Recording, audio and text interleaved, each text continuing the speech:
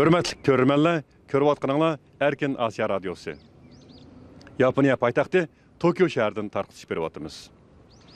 Bugün Dünya Uyghur Qurultayı, Yaponiya Parlamenti Uyghur Dostluq Korpusu, Yaponiya Uyghur Cemiyeti ve Xitayga qarşı Parlamentlar İttifaqının uyuşturuşidagi Xalqaro Uyghur Munbiri.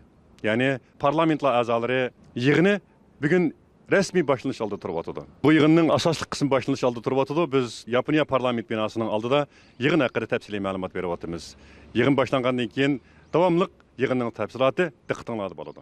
Dünyanın joy-joylaridan kelgan vakillar jam bo'lgan haybatlik yig'in zalida oldi bilan Yaponiyaning davlat marshi o'rindaldi.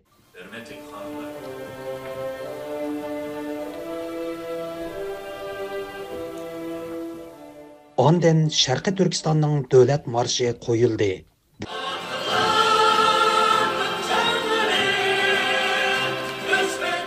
Bu jarayonda yig'in ahli birdek o'rinlardan turishib hurmat bildirishdi.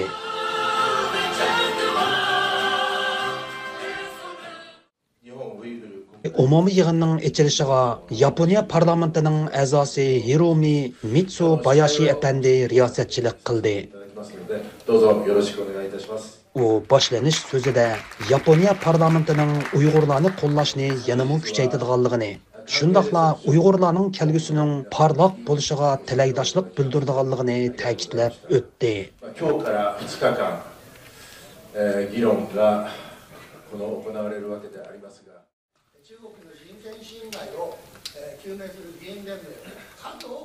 Tunji bo'lib Yaponiya parlamentining a'zosi Keiji Furuya apandi so'z qildi.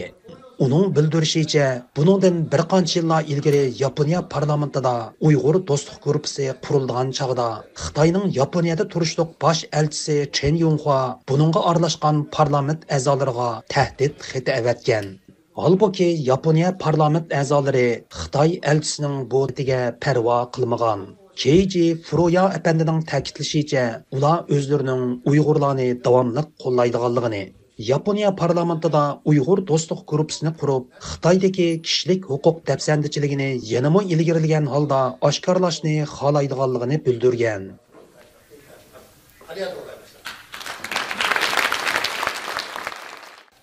This is the why we are here today. Dünya Uyghur Qurultayının raisi Dolqun Aysa apandi so'z qilib, Xalqaro Uyg'ur munbirining Yaponiya parlamentida rasmiy turda muvaffaqiyatli boshlanganligidan cho'nqur g'urur tuyganligini bildirdi. U xalqarodagi ko'plagan organlar, parlament a'zolari va shaxslarning yillardan buyon Uyg'urlar uchun ko'rsatgan xolis tirishchanligidan cho'nqur ta'sirlanganligi va madad olganligini ta'kidlab o'tdi. Lithuania, Taiwan and the European Parliament. Among our core values as Americans, whether at home or in our foreign policy, are the freedoms to worship, to assemble and to speak. Arqadan Amerikaning Yaponiyada turishliq elchixonasining muavin bosh elchisi Raymond Green apandi munolarni ta'kidladi. Amerika Qo'shma Shtatlari xalqaro diniy erkinlik sepidagi ittifoqdoshlari bilan bir safda turib, diniy osonlik guruhlar uchrayotgan zulmlar va ziyonkashliklarning oldini olish uchun tirishchanlik ko'rsatdi.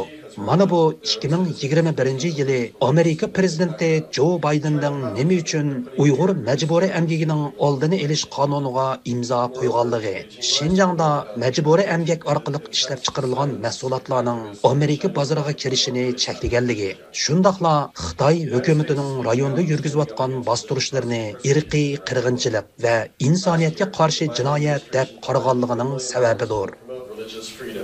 And protections for members of religious minorities globally. We know that it has come at a great cost.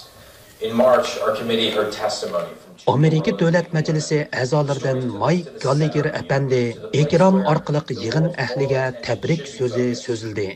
Mike Gallagher apandi so'zida munolarni ta'kidlab o'tdi. Uyg'ur jamoatining ko'p qismi musulmonlik e'tiqodi sababidan tutqun qilinmoqda yoki qo'lga olinmoqda. Erkiy qirg'inchilikdan iborat bu qo'rqinchli jinoyat Xitoy Kompartiyasi tomonidan ijro qilinmoqda. Uyg'ur jamoatining bir a'zosi bo'lish sifatinglar bilan biz sizlarning botirlik va chidamchanliklaringlardan cho'nqur ta'sirlanmoqdamiz. Biz sizlarning buning uchun ig'ir badal to'layotganliklaringizni bilamiz. Internment, tortures, forced labor and transnational. Senator Jeff Merkeli әпәндімі Yaponiya parlamentida açılğan xalqaro Uyg'ur munbiriga ekran orqali tabrik so'zi avatgan bo'lib, u so'zida munolarni ilgari surgan. Biz bu qitim Tokyoda ishlayotgan parlamentlar kengashini xalqaro jamoat fikrining bir muhim munbiri sifatida o'tirib chiqarib, dunyodagi har qanday bir zulmga uchirg'uvchini bunda qirg'inchilikdan qo'g'dishimiz, bo'libmi Uyg'urlarga yordam qo'limizni sunishimiz va qo'llashimiz lozim. Hürmetli körmenler, bugün Dünya Uygur Kurultayı, Yaponiya Uygur Cemiyeti, Yaponiya Parlamenti Uygur Dostluk Korpusu, Xitayga karşı Parlamentlar İttifakı qatarlıq təşkilatlar birlikte uyuşturğan Xalqara Uygur Munbiri namlıq yığın bugün ahırlaştı.